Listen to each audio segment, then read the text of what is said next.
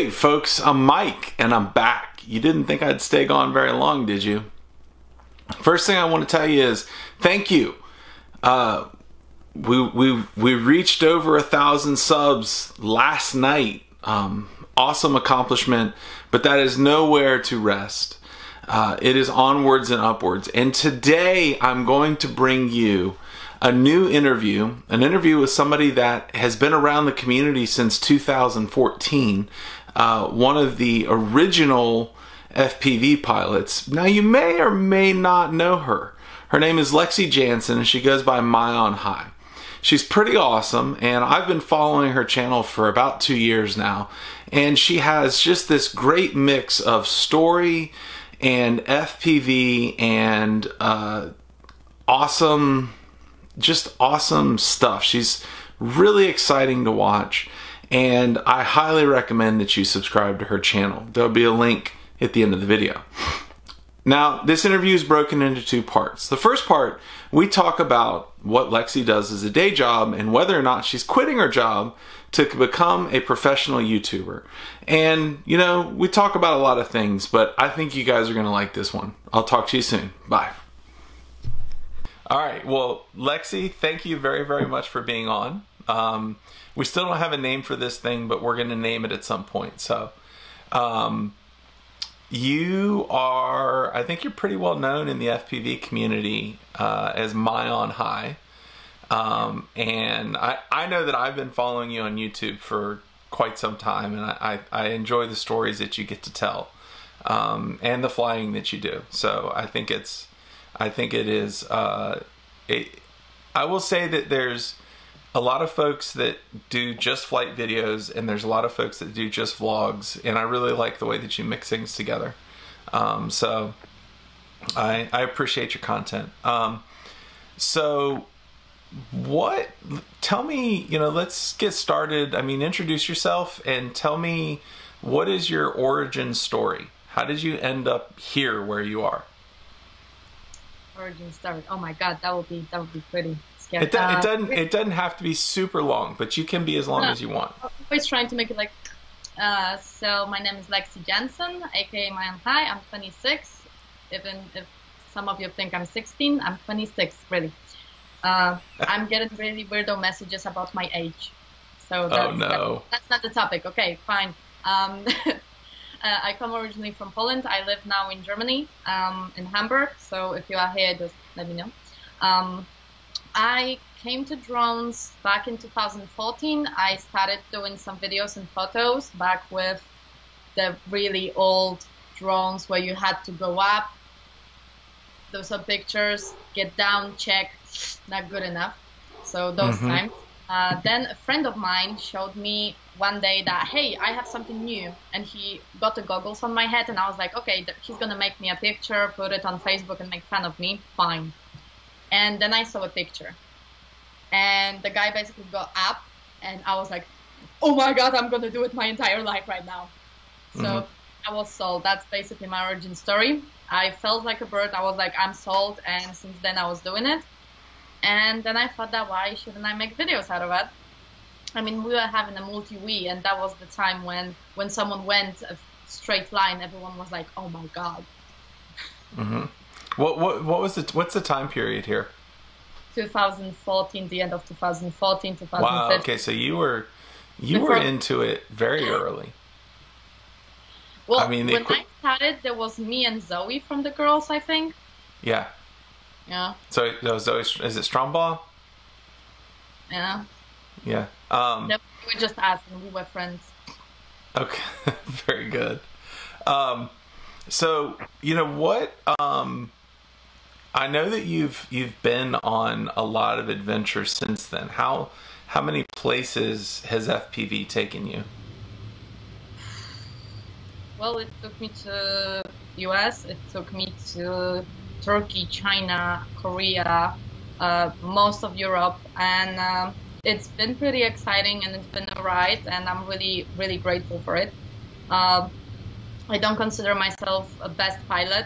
I'm not even a good pilot, actually. I just like having fun. I just like making other people smile, and I just like sharing the community.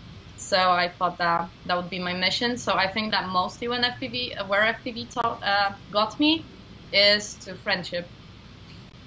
Okay, That's where I go. The most important is the friendships.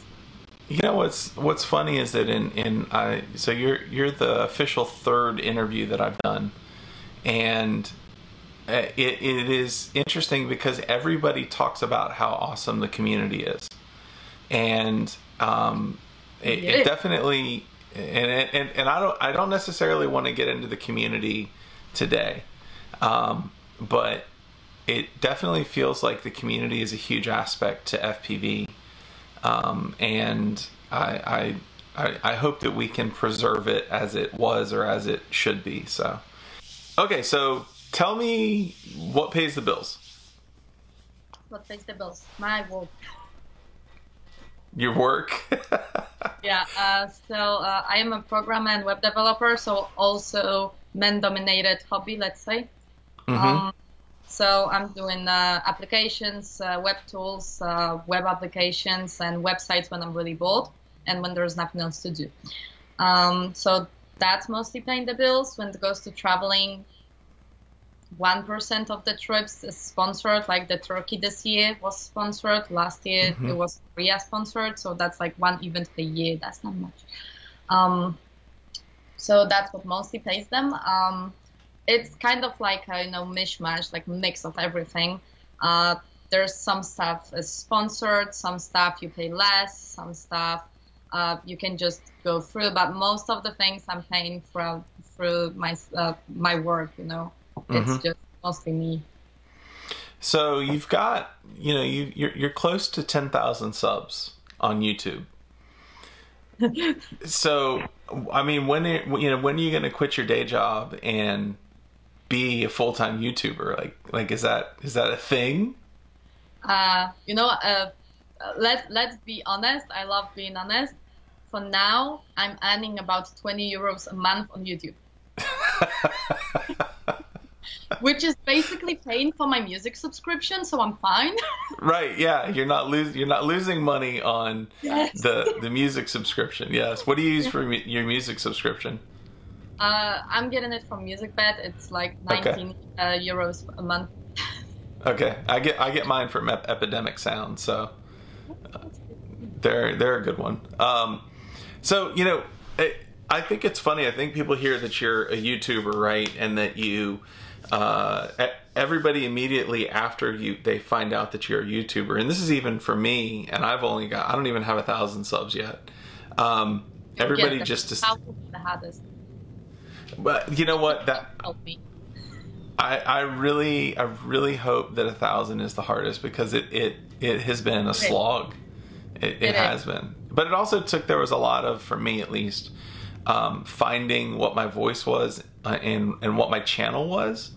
And even now it's still evolving. I kind of had fallen into this dad FPV role.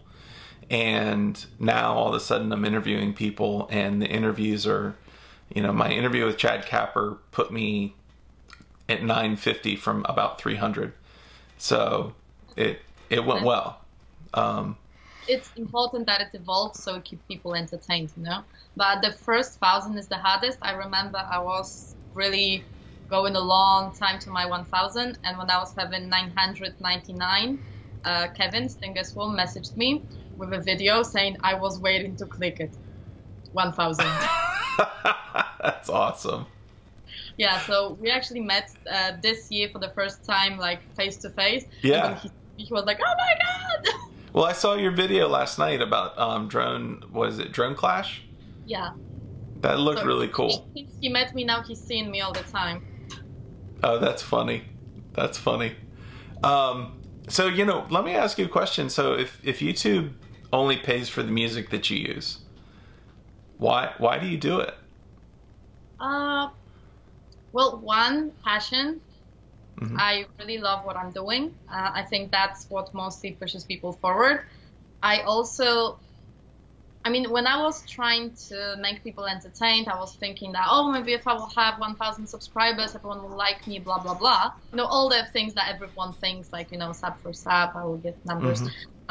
So I was thinking that, okay, let's make people entertained. And then I realized that it's not really me, it's not really what I want to do. And I thought that, you know what, I'm going to change my channel into my diary to later show myself how my life was or how my flying was, and just to see myself improve and grow as a person. And since then, it just skyrocketed. So I think that that was like my switch. So why I'm mostly doing this is I love doing that. I love editing videos. I love just sharing the passion. I love showing other pilots, showing their skills, showing the friendship and what FPV is all about, especially when you have all this drama all around and then you come to my channel and it's all pigs and rainbows. That's one. Two, actually, Instagram is allowing me to be some kind of influencer. So I was cooperating with Swatch. I was cooperating with DRL, where they were paying me for making a post. So that's mostly what influencer job is. You get money for making a post. So I know that some people may be like, oh, you're selling yourself. Yeah, but someone needs to pay my bills. Well, I you know, it's funny. I think that the question about like, oh my God, you're accepting money to promote something is, number one, it's a very personal issue. Yeah. Because like you said, you need to pay your bills, and supplementing your income, having multiple revenue streams is awesome. But number two, if you don't do it, someone else will. Yeah, that's true. And, you know, also I was thinking that I'm sending stickers to any fan wants for free. I'm sending my stickers, I'm paying for the postage. Just leave me an email called stickers, please. Leave me your address, I'll send you stickers. May take a while because I'm sending in economy because it costs a lot. But first time I did the giveaway of stickers, I was having about 1,000 something letters to send. And as you can imagine, sending it internationally really hurted my bank account. Yeah, I bet. That's crazy. Yeah. So I was thinking that I still want to do it. I don't want to ask people to pay me money for stickers, because those people are the people who actually got me to the place I am in right now. Those are the people who allowed me to travel the world. Those are the people who allowed me to go to the event or get a sponsorship or make some friends. And that would be just a shame to ask them for money for sticker. So that was my thinking. And I'm just giving them for free. So if I can get some money back, it's even better.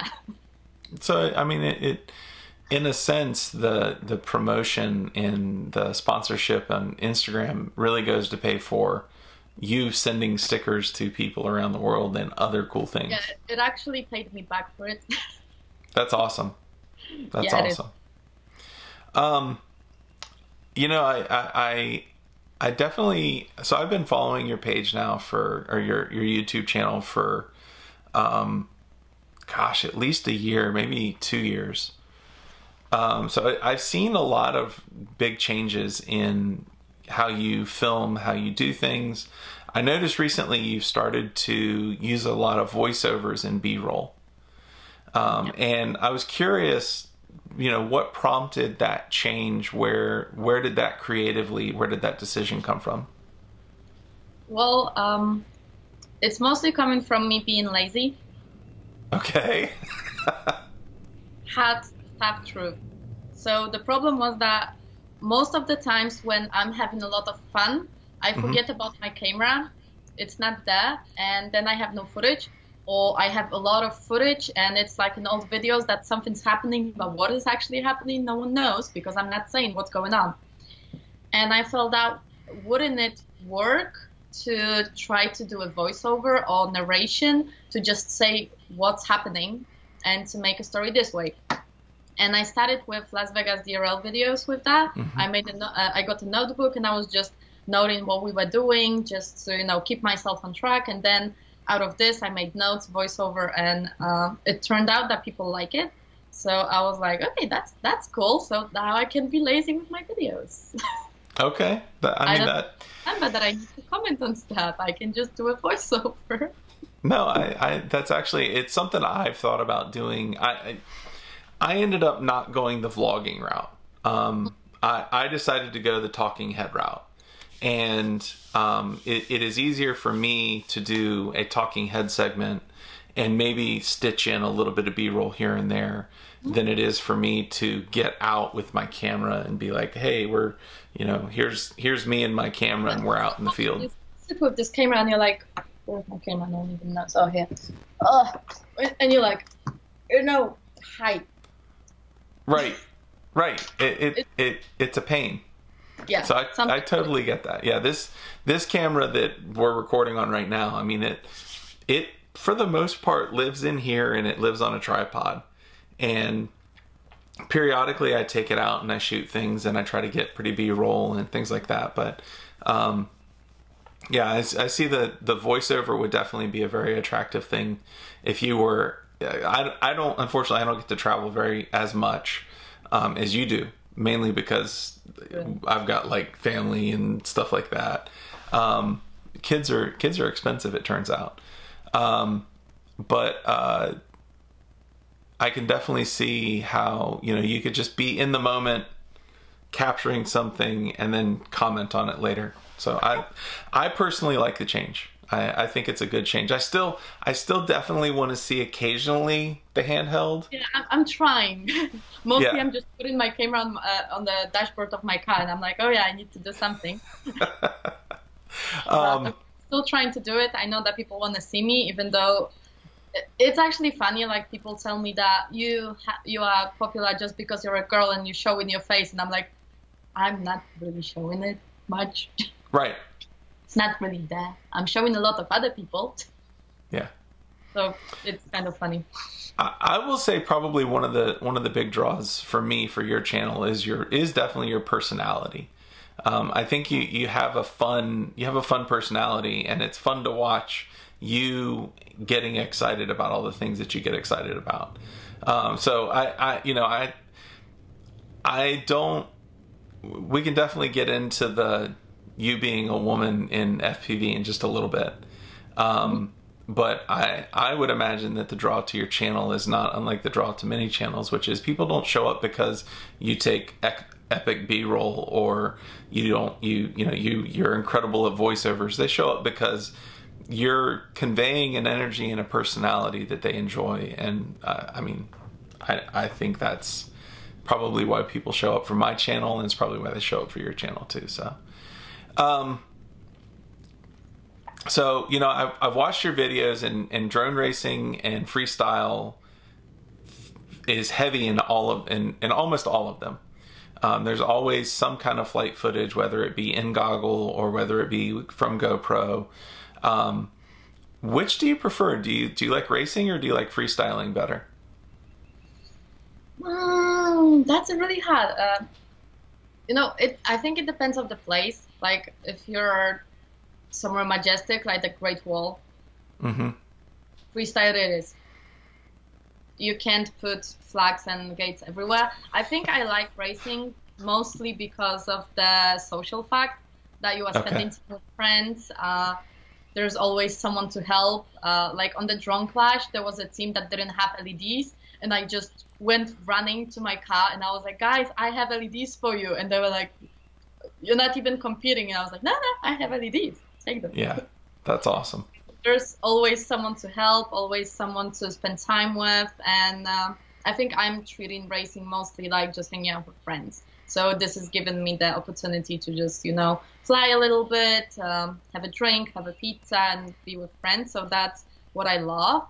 But freestyle, when you're in a majestic place and you just want to fly, and yeah, I can totally see that. I've done a few really epic, you know, places. We live near the water. It's scary. Flying over water is always scary. But I've had a few videos that I've been pretty proud of that were over water and over actually sunken Liberty ships, which were pretty entertaining. This was back when I wasn't even really good. Not that I'm great now. I feel like you. I feel like I'm just a passable drone pilot. That's me.